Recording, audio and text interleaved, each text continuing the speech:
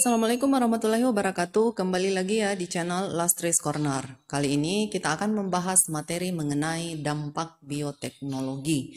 Jadi, eh, bioteknologi ini pastinya di lain sisi menguntungkan, di lain sisi juga bisa merugikan. Jadi, silakan adik-adik simak apa saja manfaat dan kerugian, dampak positif dan dampak negatif dari bioteknologi. Tapi sebelumnya jangan lupa like, share, dan subscribe untuk membantu saya membangun channel ini. Nah, di sini untuk yang pertama yang mengenai tumbuhan dan hewan transgenik ya. Jadi transgenik itu bukan hanya pada tumbuhan saja, tapi sekarang itu sudah ada juga hewan transgenik. Nah, menurut WHO, tumbuhan dan hewan transgenik ini sejauh ini menurut penelitian itu aman dikonsumsi. Nah, walaupun banyak yang berpikir ya pastinya bakalan ada yang tidak sesuai atau yang tidak cocok dengan produk dari tumbuhan ataupun hewan transgenik. Jadi terdapat kemungkinan risiko untuk mengkonsumsi makanan transgenik, misalnya bisa terjadi keracunan, apalagi orang yang memang alergi ya, risiko kanker dan alergi makanan ya. Jadi banyak yang terjadi seperti itu ya. Ada beberapa orang yang memang sensitif, itu bisa terjadi alergi makanan atau keracunan.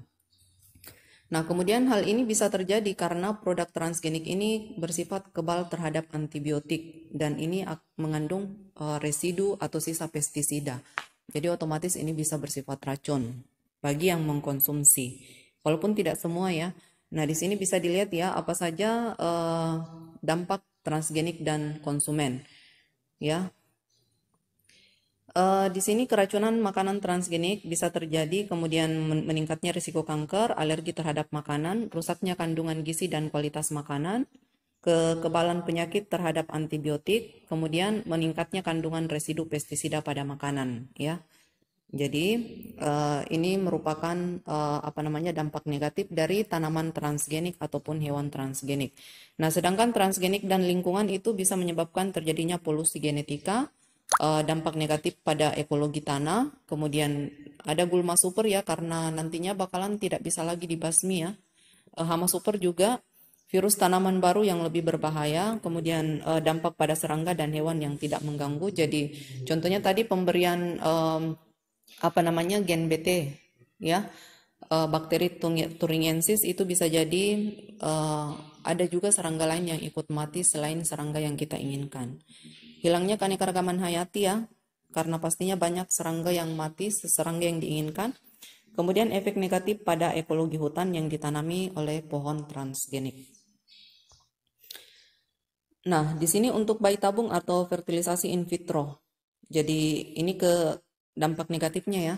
Bayi tabung ini merupakan teknologi reproduksi yang menjadi solusi bagi pasangan suami istri yang kesulitan memperoleh keturunan. Ini mungkin dampak positifnya. Jadi menguntungkan pasangan suami istri karena mereka akhirnya bisa memiliki keturunan. Kemudian yang tidak cocok itu apabila proses bayi tabung ini akan menjadi proses yang tidak sah apabila sel telur dan spermanya ini berasal dari bukan berasal dari pasangan suami istri yang sah. Dalam artian seperti halnya kejadian di luar negeri kadang ya, sekarang itu sudah ada yang dikenal sebagai bank sperma. Jadi siapa saja yang ingin menggunakan sperma itu bisa mengambil sperma dari bank sperma tadi. Ini untuk produk untuk keperluan contohnya seperti bayi tabung ya. Jadi tidak semua laki-laki kan bisa menghasilkan sperma normal. Nah, makanya mereka bisa mengambil dari bank sperma ya. Nah, di Indonesia belum ada istilah seperti itu barangkali ya mengenai bank sperma. Di luar negeri menurut informasi ya yang pernah saya baca itu sudah ada bank sperma. Jadi laki-laki mana saja yang mau menyumbangkan spermanya itu bisa disimpan untuk digunakan oleh orang lain. Ya, digunakan untuk misalnya membuat bayi tabung. Ya, jadi ini akan tidak sah apabila bayi tabung yang dibentuk ini atau bayi tabung yang lahir nantinya itu adalah sperma atau ovum bukan dari pasangan suami istri yang sah. Nah, kemudian di sini manfaat bioteknologi. Ini secara umum ya. Yang pertama itu bisa meningkatkan kesejahteraan hidup manusia, misalnya terhadap kesehatan dan kesejahteraan hidup manusia. Kemudian beberapa hewan transgenik diproduksi untuk mempunyai sifat ekonomi spesifik, ya. Contohnya di sini adalah ternak transgenik. Ini diciptakan untuk memproduksi susu yang mengandung protein khusus. Kemudian di mana manusia mungkin dapat membantu dalam perawatan penyakit emfisema pada manusia, yaitu penyakit pembengkakan paru-paru dan pembuluh darah.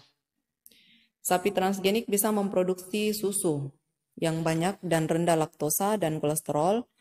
Babi dan unggas menghasilkan daging yang lebih banyak dan domba yang memiliki wol yang lebih tebal.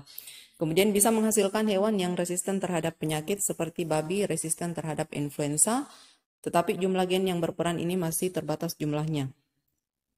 Nah, untuk dampak negatifnya di sini pengembangan tanaman transgenik bebas hama dan penyakit ini bisa menyebabkan terganggunya keseimbangan lingkungan.